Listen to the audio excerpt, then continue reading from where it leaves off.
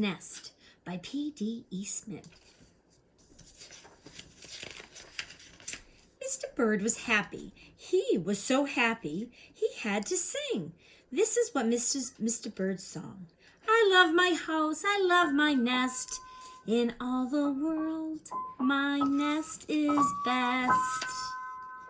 Then Mrs. Bird came out of the house. It's not the best nest, she said.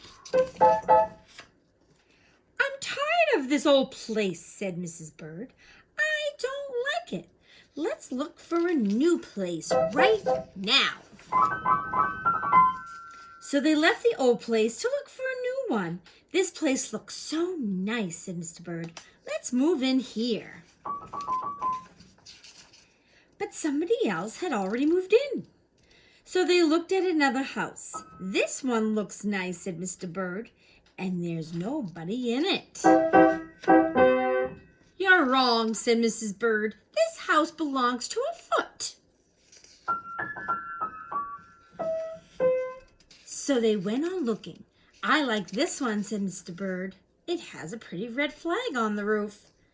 I've always wanted a house with a flag, said Mrs. Bird. Maybe this place will be all right. But it was not all right. I guess I made a mistake, said Mr. Bird. You make too many mistakes, said Mrs. Bird. I'm going to pick out the next house. And here it is, right here. They flew in. They looked around. Isn't it too big, asked Mr. Bird. I like a big place, said Mrs. Bird. This is the place to build our nest. They went right to work. They needed many things to build their nest. First, they got some hay. Then they got some string and mattress stuffing. They got some more horsehair. They got a man's hair. Soon, they had all the hay, all the straw, all the string, all the stuffing, all the horsehair, and all the man hair they could carry.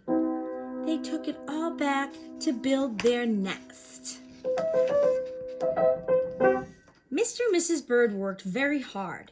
It took them the rest of the morning to finish their nests. This nest is really the best, said Mrs. Bird. I want to stay here forever. Mrs. Bird was very happy too.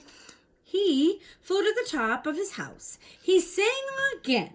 I love our house, I love our nest, I love all the world. Our nest is the best. He was so busy singing, he didn't even hear Mr. Parker coming. Every day at 12 o'clock, Mr. Parker came to the church. Mr. Parker came to pull a rope. The rope went up to the bird's new nest.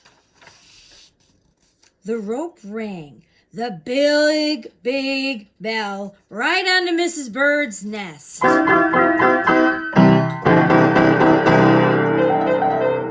Bong! Bong!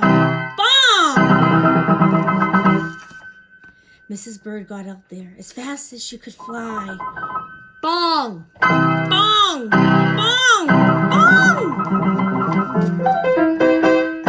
When Mr. Bird came in, all he could do was see this mess. All the hay, all the string, all the stuffing, the horsehair, the man's hair, and the straws.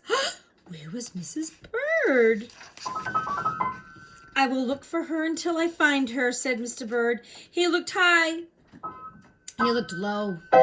He looked everywhere for Mrs. Bird. But he looked down into the chimney, but Mrs. Bird wasn't there. He looked down onto the water barrel, but Mrs. Bird wasn't there. Then he saw a big cat. There was a big smile, and on the cat's face, there was some pretty brown feathers near the cat's mouth. Mr. Bird began to cry. Oh dear, this big cat has eaten Mrs. Bird. Oh. Mr. Bird flew off. I'll never see Mrs. Bird again, he cried.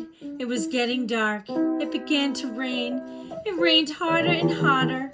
Mrs. Bird could not see where he was going. Crash! Mrs. Bird bumped into something. It was his old house, the old house that Mrs. Bird did not like.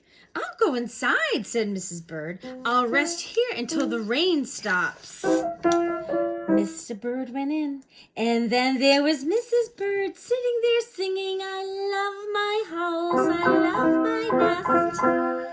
In all the world, this nest is best. You here, gasped Mr. Bird. I thought you were eaten by an old nest. Mrs. Bird smiled. I used to not like it, but now, Mother Bird, you can change your mind, you see. There's a nest, like an old nest, for a brand new bird. And when the egg popped open, the new bird thought so too.